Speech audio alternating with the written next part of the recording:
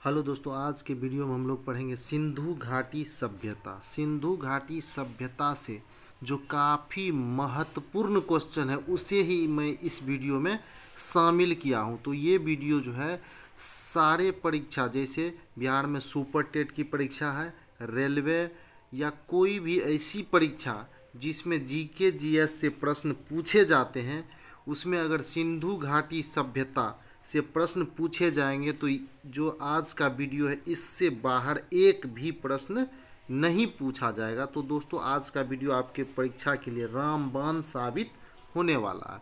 तो शुरू करते हैं। सिंधु सभ्यता। सिंधु सभ्यता का काल कब से कब तक माना जाता है? सिंधु सभ्यता का काल कब से कब तक माना जाता है?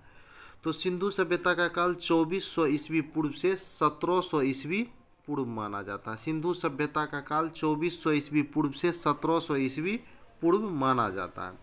सिंधु सभ्यता की तिथि का निर्धारण।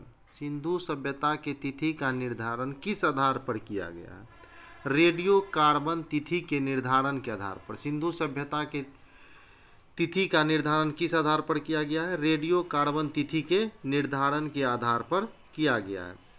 अब देखेंगे हम लोग रेडियो कार्बन तिथि क्या है। रेडियो कार्बन तिथि क्या है? इस पद्धति में जिस पदार्थ में ये रेडियो कार्बन तिथि का जो निर्धारण है ये कैसे किया जाता है, तो इसको ध्यान से सुनिए। इस पद्धति में जिस पदार्थ में C14 की मात्रा जितनी कम होती है, जिस पदार्थ में जो पुराने ज़माने के पदार्थ मिलते हैं उसमें C14 की मात्रा जितनी कम होती है वह उतनी ही प्राचीन मानी जाती है। C14 पद्धति क्या है?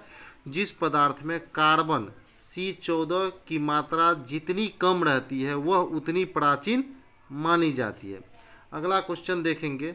C14 पद्धति का खोज कब किया गया? C14 पद्धति का खोज कब किया गया था? 1946 ईस्वी में। C14 पद्धति का खोज कब किया गया था? 1946 ईस्वी में अमेरिकी रसायन शास्त्री B.F. लीवी ने। किसने किया था? B.F. लीवी। अमेरिकी रसायन शास्त्री B.F. लीवी ने 1946 ईस्वी में C14 पद्धति का खोज किया था। अगला प्रश्न देखेंगे। सिंधु सभ्यता का खोज कब और किसने किया? सिंधु सभ्यता का खोज कब और किसने किया? 1921 ईस्वी में। 1921 ईस्वी में राय बहादुर दयाराम साहनी ने सिंधु सभ्यता का खोज किया। 1921 ईस्वी में राय बहादुर दयाराम साहनी ने सिंधु सभ्यता का खोज किया। सिंधु सभ्यता कैसी सभ्यता थी? अर्ध ऐतिहासिक अथवा कांस्य युगीन सभ्यता थी। सिंधु सभ्यता अर्ध ऐतिहासिक। अब देखेंगे अर्ध ऐतिहासिक क्या है।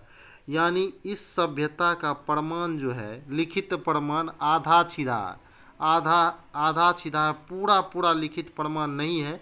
इसलिए इस सभ्यता को अर्ध ऐतिहासिक सभ्यता कहते हैं और कांसे का प्रयोग किया जाता था इस सभ्यता में सर्वाधिक, इसीलिए इसे कांस्य युगीन सभ्यता भी कहते हैं। किसके निर्देश पर दयाराम साहनी ने हड़प्पा के टीले का उत्खनन करवाया था? किसके निर्देश पर दयाराम साहनी ने हड़प्पा के टीले का उत्खनन करवाया था? सर जॉन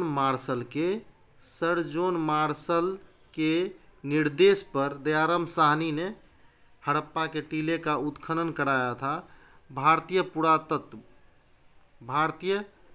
पुरातत्व विभाग के तत्कालीन निदेशक थे ये। सर जॉन मार्शल उस समय के भारतीय पुरातत्व विभाग के निदेशक के पद पर काबिज थे। अगला प्रश्न।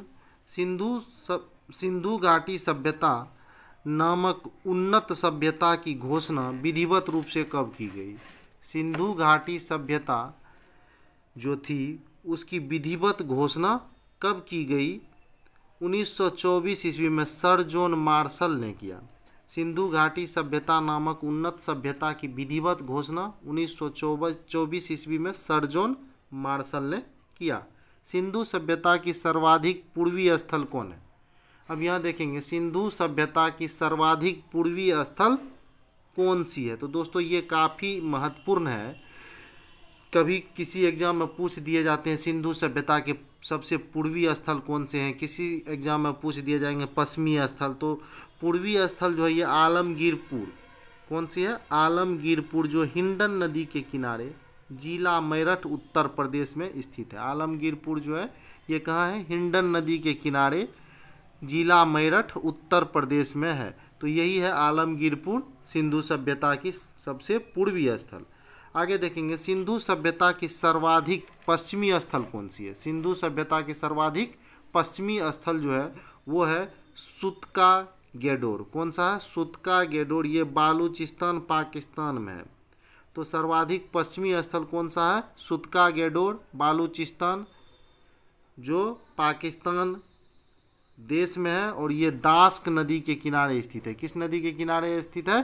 दास्क नदी के किनारे स्थित है। आगे 10वां क्वेश्चन देखते हैं। 10वां क्वेश्चन है सिंधु सभ्यता का सबसे उत्तरी स्थल कौन सा है? सिंधु सभ्यता का सबसे उत्तरी स्थल कौन सा है? सिंधु सभ्यता का सबसे उत्तरी स्थल कौन सा है? सिंधु सभ्यता का सबसे उत्तरी स्थल जो है वो अखनूर के निकट मांडा, जम्मू कश्मीर। अखनूर के निकट मांडा, जम्मू कश्मीर में स्थित है, जो कि चिनाब नदी के तट पर स्थित है। मांडा जो है ये चिनाब नदी के तट पर स्थित है और किस राज्य में है? जम्मू कश्मीर में स्थित है। अगला प्रश्न है सिंधु सभ्यता की सबसे दक्षिणी स्थल कौन सी है? दक्षिणी स्थल जो है वो द से दक्षिणी, द से दैमाबाद। सिंधु सभ्यता की सबसे दक्षिणी स्थल कौन सी है? दैमाबाद है। ये अहमदनगर महाराष्ट्र में स्थित है। दैमाबाद अहमदनगर महाराष्ट्र में स्थित है और ये गोदावरी नदी के तट पर है। अगला प्रश्न है सिंधु सभ्यता कैसी सभ्यता थी? तो सिंधु सभ्यता को कांस्य युगीन सभ्यता तो कहा ही जाता है। साथ ही साथ सिंधु सभ्यता जो वो नगरीय सभ्यता थी। कैसी सभ्यता थी? नगरीय सभ्यता थी। सिंधु सभ्यता कैसी सभ्यता थी? नगरीय सभ्यता। सिंधु सभ्यता का विस्तार किस आकार में? इसका जो विस्तार था उससे जो शेप का निर्माण होता था वो किस प्रकार का? तो वो त्रिभुजाकार। सिंधु सभ्यता के विस्तार से जो शेप बनता था एक, वो कैसा? त्रिभुजाकार बनता है। आगे देखेंगे सिंधु सभ्यता में किन किन नगरों को बड़े नगर की संज्ञा दी गई? सिंधु सभ्यता में किन किन नगरों को बड़े नगर की संज्ञा दी गई? मोहनजोदारो, गनवाड़ीवाला, धौलावीरा, राखीगढ़ी एवं कालीबंगन को बड़े नगर की संज्ञा दी गई। फिर से सुनिए, मोहनजोदारो, गनवाड़ीवाला, धौलावीरा, राखीगढ़ी एवं कालीबंगन। स्वतंत्रता प्राप्ति के बाद हड़प्पा सभ्यता के सर्वाधिक स्थल कहाँ खोजे गए? स्वतंत्रता प्राप्ति के बाद भारत में हड़प्पा सभ्यता के जो है सर्वाधिक स्थल कहाँ खोजे गए? फटाफट बताइए। गुजरात में। कहाँ खोजे गए? गुजरात में। स्वतंत्रता प्राप्ति के बाद हड़प्पा सभ्यता के सर्वाधिक स्थल कहाँ खोजे गए? गुजरात में। अगला प्रश्न है सिंधु सभ्यता का सबसे बड़ा स्थल कौन सा है? सिंधु सभ्यता का सबसे बड़ा स्थल जो है वो है मोहनजोदड़ो। सबसे बड़ा स्थल मोहनजोदड़ो था। सिंधु सभ्यता का सबसे बड़ा स्थल कौन सा था?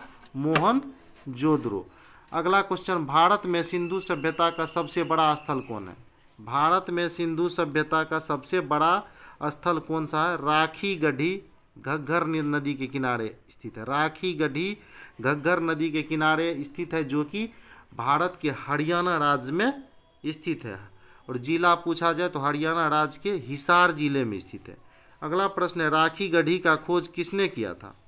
1963 ईस्वी में राखीगढ़ी का खोज 1963 ईस्वी में सूरजभान ने किया था। राखीगढ़ी का खोज 1963 ईस्वी में सूरजभान ने किया था, जो कि हरियाणा के हिसार जिले में स्थित है। और ये जो है राखीगढ़ी सिंधु सभ्यता का सबसे बड़ा स्थल था। भारत के दृष्टिकोण से सिंधु सभ्यता का सबसे बड़ा स्थल राखीगढ़ी था, जिसका खोज 1963 ईस्वी में सूरजभान ने किया था। और पूरे मिलाकर पूछ दे, दूसरे देश और भारत को शामिल करके पूछ दे कि सिंधु सभ्यता का सबसे बड़ा स्थल, तो वो था मोहनजोदड़ो।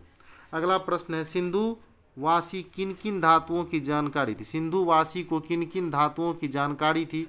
तो सिंधु वासी को तांबा की भी जानकारी थी, कांसा की भी जानकारी थी, स्वर्ण की भी जानकारी थी और चांदी की भी जानकारी थी। अगर पूछ दिया जाए किस धातु की जानकारी नहीं थी, तो वो थी कौन सा मेरे दोस्तों? लोहा की जानकारी सिंधुवासी को नहीं था। अगला प्रश्न देखेंगे दोस्तों ये सारे प्रश्न या तो पूछे गए हैं या पूछे जाने वाले हैं, इसको एकदम अपने दिमाग में सेट कर लीजिए। ये काफ़ी इम्पोर्टेंट प्रश्न को आज के वीडियो में हम लोगों ने शामिल किया। अगला प्रश्न, हड़प्पा सभ्यता के मोहरों पर किन किन पशुओं का अंकन मिलता है? हड़प्पा सभ्यता के मोहर पर किन किन पशुओं का अंकन मिलता है? तो वो बैल का भी अंकन मिलता है, हाथी का भी, गेंडा का भी, बाघ, हिरन, भेड़, इन सारे पशुओं का मोहर के ऊपर अंकन मिलता है। अगला प्रश्न देखेंगे, सिंधु सभ्यता के बंदरगाह कौन कौन थे? सिंधु सभ्यता के जो बंदरगाह थे वो दो थे, एक लोथल एवं दूसरा सुतकोतदा। एक लोथल, दूसरा सुतकोतदा, जिसमें लोथल काफ़ी इम्पोर्टेंट है। अगला प्रश्न है, गोदीवाड़ा के साक्ष्य कहाँ से मिलते हैं? गोदीवाड़ा के साक्ष्य कहाँ से मिले हैं? लोथल से। गोदीवाड़ा के साक्ष्य कहाँ से मिले हैं? लोथल से। पक्की मिट्टी की बनी हल की आकृति का साक्ष्य कहाँ से मिला है? पक्की मिट्टी की बनी हल की आकृति का साक्ष्य कहाँ से मिला है? बनवाली, हरियाणा से। बनवाली, हरियाणा से पक्की मिट्टी से बने हल के साक्ष्य मिले हैं। अगला प्रश्न है, सिंधव सभ्यता के विशाल स्नानागार के साक्ष्य कहाँ से मिले हैं? सिंधव सभ्यता के विशाल स्नानागार के साक्ष्य कहाँ से मिले हैं? मोहनजोदड़ो से। अगला प्रश्न है, जूते हुए खेत के साक्ष्य कहाँ से मिले हैं? कालीबंगा से। जूते हुए खेत के साक्ष्य कहाँ से मिले हैं? कालीबंगा, जो कि भारत के राजस्थान राज्य में स्थित है। सिंधु सभ्यता के लोग किस धातु से परिचित नहीं थे? तो वो लोहा से परिचित नहीं थे। सिंधु सभ्यता के लोग किस धातु से परिचित नहीं थे? लोहा से परिचित नहीं थे। धान के भूसी के साक्ष्य कहाँ से मिले हैं? रंगपुर, गुजरात। रंगपुर, गुजरात से धान के भूसी के साक्ष्य मिले हैं। अगला प्रश्न है, सिंधु सभ्यता के लोग किस देवता की पूजा करते थे?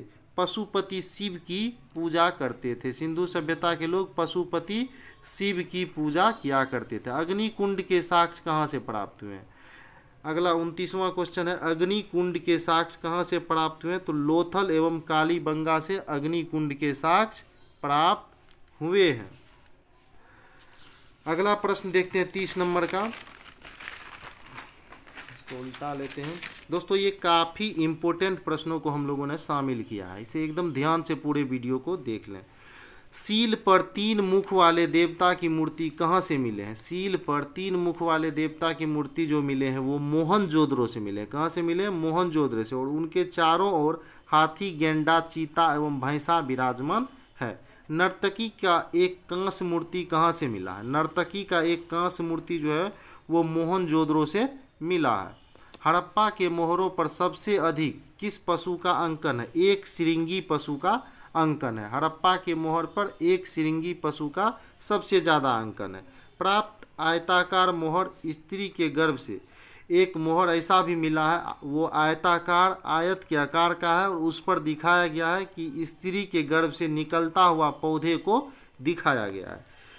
मनके बनाने के कारखाने के साक्ष्य कहाँ से मिले हैं? मनके बनाने के कारखाने के साक्ष्य जो है वो लोथल एवं चुहंद्रो से मिले हैं। मनके बनाने के साक्ष्य कहाँ से मिले हैं? लोथल और चुहंद्रो से मिले हैं। अगला प्रश्न है, सिंधु सभ्यता की लिपि कैसी थी? भाव चित्रात्मक। सिंधु सभ्यता की लिपि कैसी थी?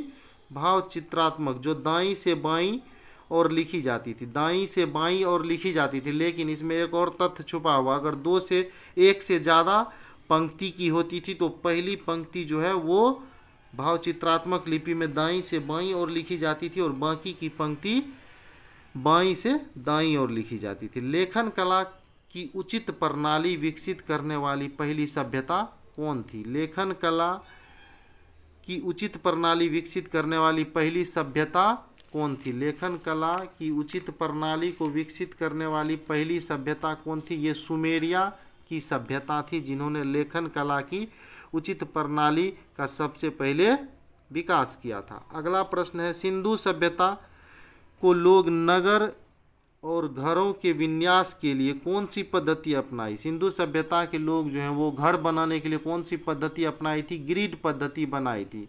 कौन सी पद्धति अपनाई थी? ग्रिड पद्धति अपनाई थी। सिंधु सभ्यता की मुख्य फसल कौन सी थी? सिंधु सभ्यता के मुख्य फसल जो थे वो कौन थे? गेहूं और जौ। सिंधु सभ्यता के मुख्य फसल गेहूं और जौ। सिंधुवासी मिठास के लिए किस धातु का प्रयोग करते थे? शहद का प्रयोग करते थे। सिंधुवासी मिठास के लिए शहद का प्रयोग करते थे। अगला 40 नंबर का, 40 नहीं 39 नंबर का अब हम लोग प्रश्न देखते हैं। 39 नंबर में प्रश्न में है, मिट्टी से बने हल के साक्ष्य कहाँ से मिले हैं? बनवाली से मिले। मिट्टी से बने हल के साक्ष्य बनवाली से मिले हैं। चावल के दाने के साक्ष्य कहाँ से मिले हैं? रंगपुर लोथल से। रंगपुर लोथल से चावल के दाने के साक्ष्य मिले हैं। घोड़े के अस्थि पंजर कहाँ से मिले हैं? सुतकोतदा, कालीबंगन एवं लोथल से घोड़े के अस्थि पंजर के साक्ष्य मिले हैं। सिंधु सभ्यता में तौल की इकाई क्या थी?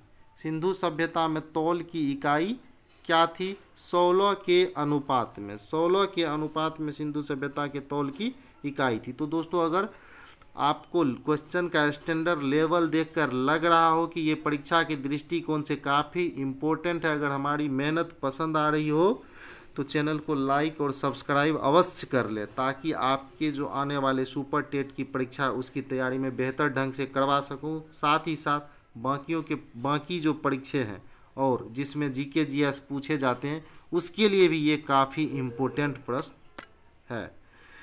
सिंधु सभ्यता में तौल की इकाई क्या थी? 16 के अनुपात में थी। सिंधुवासी यातायात के लिए किस चीज़ का प्रयोग करते थे? तो 2 पहिया और 4 पहिए वाले बैलगाड़ी या भैंसा गाड़ी का सिंधुवासी प्रयोग करते थे। आगे देखेंगे, मेसोपोटामिया के अभिलेख में सिंधु सभ्यता के लिए किस शब्द का वर्णन किया है? मेसोपोटामिया के अभिलेख में जो है सिंधु सभ्यता के लिए किस शब्द का प्रयोग किया?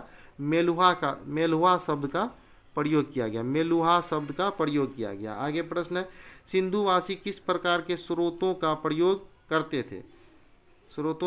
वस्त्रों का प्रयोग करते थे। सिंधुवासी किस प्रकार के वस्त्रों का प्रयोग करते थे? सूती और ऊनी वस्त्र का प्रयोग करते थे। सिंधुवासी सूती और ऊनी वस्त्र का प्रयोग किया करते थे। आगे देखेंगे, सिंधुवासी के मनोरंजन का साधन क्या था? मछली पकड़ना। वो मछली भी पकड़ते थे मनोरंजन के लिए, शिकार करते थे, पशु पक्षी को लड़ाते थे, चौपड़ और पासा खेलना उसके मनोरंजन का साधन था। अगला देखेंगे, सिंधु सभ्यता के लोग किस प्रकार की मिट्टी के बर्तन बनाते थे? काले रंग से डिजाइन करते थे लाल मृदभांड पे। तो कह सकते हैं काले रंग से डिजाइन किए लाल मृदभांड जो है, लाल मिट्टी के बर्तन का प्रयोग सिंधुवासी करते थे, पर उस पर डिजाइन जो है वो काले रंग से किया करते थे। आगे देखेंगे, कालीबंगा का क्या अर्थ है? कालीबंगा का अर्थ है काली चूड़ियाँ। अगला प्रश्न है दोस्तों, ध्यान देंगे, मोहनजोदड़ो का क्या अर्थ है? तो मोहनजोदड़ो का अर्थ है मृतकों का टीला। मोहनजोदड़ो का क्या अर्थ है? मृतकों का टीला। सैंधव सभ्यता में प्रचलित थी पर्दा प्रथा एवं वेश्यावृत्ति भी यहाँ प्रचलित थी। शवों को जलाने की प्रथा कहाँ थी? शवों को जलाने की प्रथा कहाँ थी? तो मोहनजोदड़ो में शवों की। तो दोस्तों अगर पूछ दिया जाए सिंधु सभ्यता में शव को जलाने और दफनाने, सिंधु सभ्यता में शव को जलाने और दफनाने दोनों प्रथा थी, तो मोहनजोदड़ो में शव को जो है वो जलाया जाता था और हड़प्पा में शव को दफनाया जाता था। तो शवों को जलाने की प्रथा कहाँ थी? मोहनजोदड़ो में। शवों को गाड़ने की या दफनाने की प्रथा कहाँ थी? वो हड़प्पा में थी। हड़प्पा और मोहनजोदड़ो को विस्तृत साम्राज्य की जुड़वा राजधानी किसने कहा? पिग्गट ने कहा। हड़प्पा और मोहनजोदड़ो को एक विस्तृत साम्राज्य की जुड़वा राजधानी किसने कहा? पिग्गट ने। सिंधुवासी उर्वरता की देवी किसे मानते थे? धरती को। धरती को उर्वरता की देवी मानकर उसकी पूजा करते थे। किस पशु की सर्वाधिक पूजा की जाती थी? कुंवर वाला सांड। कुंवर वाला सांड की सबसे ज़्यादा पूजा की जाती थी। सिंधु समाज कैसा था? मातृसत्तात्मक थी। जिस प्रकार से अभी समाज पितृसत्तात्मक है, सिंधु सभ्यता में मातृसत्तात्मक हुआ करती थी। सैंधव सभ्यता का विनाश का प्रमुख कारण क्या था? तो प्राकृतिक आपदा, जिसमें सबसे प्रमुख था बाढ़। सिंधु सभ्यता के विनाश का प्रमुख कारण क्या था? बाढ़। आग में पकी हुई मिट्टी को क्या कहा जाता है? टेराकोटा। आग में पकी हुई मिट्टी को क्या कहा जाता है? टेराकोटा। सैंधव सभ्यता की सबसे बड़ी इमारत। तो दोस्तों ये सबसे बड़ी इमारत की बात जो है, ये लुसेंट में स्नानागार दिया हुआ है और कहीं कहीं जो अन्नागार भी दिया जाता है। तो दोस्तों सिंधव सभ्यता की सबसे बड़ी इमारत स्नानागार को कहा जाता है, जो लुसेंट के अनुसार है, और कहीं कहीं जो है अन्नागार भी दिया जाता है, जो मोहनजोदड़ो में स्थित है। अगला प्रश्न हम लोग देखेंगे 60 नंबर। सिंधु सभ्यता के पतन का कारण अलग अलग विद्वानों ने अलग अलग दिया। सिंधु सभ्यता के पतन का मैंने आपको भी बताया सबसे प्रभावी कारण क्या था, बाढ़, लेकिन अलग अलग विद्वानों का इसके ऊपर अलग अलग मत है, तो सारे विद्वान का मत हम लोग अलग अलग देखेंगे। ओरल स्टाइन महोदय ने कहा कि सिंधु सभ्यता के पतन का कारण जो वो जलवायु परिवर्तन, तो जलवायु परिवर्तन किसने कहा, ओरल स्टाइन ने। भूतात्विक परिवर्तन किसने कहा, एम.आर. साहनी ने। प्राकृतिक आपदा, केनेडी ने कहा प्राकृतिक आपदा, ये किसने कहा, केनेडी ने। बाढ़ प्रमुख कारण था, ये किसने कहा था, मेके एवं मार्शल ने। आर्यों का आक्रमण, ये कहा गार्डन, चाइल्ड एवं व्हीलर ने। प्रशासनिक शिथिलता, ये कहा जॉन मार्शल ने। अब हम लोग देखेंगे सिंधु सभ्यता के प्रमुख स्थल और किस नदी के किनारे वो बसा हुआ है। हड़प्पा रावी नदी के किनारे, रोपर सतलज नदी के किनारे, लोथल भगोवा नदी के किनारे, रंगपुर भादर नदी के किनारे, बनवाली सरस्वती नदी के किनारे, कालीबंगा घग्गर नदी के किनारे, सुतका गेंडोर दास्क नदी के किनारे, आलमगीरपुर हिंडन नदी के किनारे, कोटदीजी सिंधु नदी के किनारे, मांडा चिनाब नदी के किनारे, दैमाबाद परवरा नदी के किनारे, राखीगढ़ी घग्गर नदी के किनारे। इससे प्रश्न निश्चित रूप से पूछे जाते हैं। आगे देखेंगे कच्चा माल प्राप्ति स्थल। तांबा कहाँ से प्राप्त किया जाता था, खेतरी राजस्थान, खेतरी नामक जगह, खेतरी जो कि राजस्थान में स्थित है। लाजवर्द बदख्शां जो अफगानिस्तान में स्थित है। फिरोजा और टीन ईरान से मंगाया जाता था। फिरोजा और टीन कहाँ से मंगाया जाता था, ईरान से मंगाया जाता था। चांदी राजस्थान के जावर, चांदी कहाँ से, राजस्थान के जावर से प्राप्त किया जाता है। सीसा अफगानिस्तान, शिलाजीत हिमालय, गोमेद गुजरात। ये काफ़ी इम्पोर्टेंट है दोस्तों, इसे एकदम ये VVI समझ लीजिए किसी भी परीक्षा के दृष्टिकोण से। ये और ये क्या है, VVI है। वैसे तो मैंने इसमें सारे प्रश्न इम्पोर्टेंट ही शामिल किया हूँ, लेकिन ये उसमें भी इम्पोर्टेंट है। अगला प्रश्न हम लोग देखेंगे दोस्तों, यहाँ एक टेबल आपको दिखाई दे रहा होगा, इसको अलग से मैंने बनाया है। हड़प्पा सभ्यता की खोज दयाराम साहनी 1921 ईस्वी में, दयाराम साहनी 1921 ईस्वी में किए थे, और ये कहाँ स्थित है, साहिवाल जनपद पाकिस्तान में। मोहनजोदड़ो राखलदास बनर्जी 1920, ये लड़काना जिला सिंध प्रांत पाकिस्तान में स्थित है। मोहनजोदड़ो कहाँ है, पाकिस्तान में स्थित है। राखलदास बनर्जी 1922 ईस्वी में इसका खोज किया था। लड़काना जनपद सिंध प्रांत में स्थित है। चुंद्रो NG मजूमदार 1931 ईस्वी, चुंद्रो का खोज किसने किया था, NG मजूमदार 1931 ईस्वी, सिंध प्रांत पाकिस्तान में स्थित है। कालीबंगा BB लाल एवं BK थापर 1961 ईस्वी में, ये हनुमानगढ़ राजस्थान में स्थित है। कोटदीजी फजल अहमद 1955 ईस्वी, खैरपुर सिंध प्रांत पाकिस्तान में स्थित है। अगला है रंगपुर AR राव 1953 से 56 के बीच में इन्होंने इसका उत्खनन किया था, अहमदनगर गुजरात में स्थित है। आलमगीरपुर यज्ञदत्त शर्मा, आलमगीरपुर किसने उत्खनन किया था इसका, यज्ञदत्त शर्मा 1958 ईस्वी, मेरठ उत्तर प्रदेश। सुतका गेंडोर ओरेल स्टाइन 1927 ईस्वी, पाकिस्तान। बनवाली रविंद्र सिंह बिष्ट 1974 ईस्वी, पाकिस्तान। 1974 ईस्वी पाकिस्तान नहीं, सॉरी, फतेहाबाद हरियाणा, 1974 ईस्वी, फतेहाबाद हरियाणा। अगला है धौलावीरा JP जोशी, धौलावीरा JP जोशी 67 से 68, कच्छ गुजरात।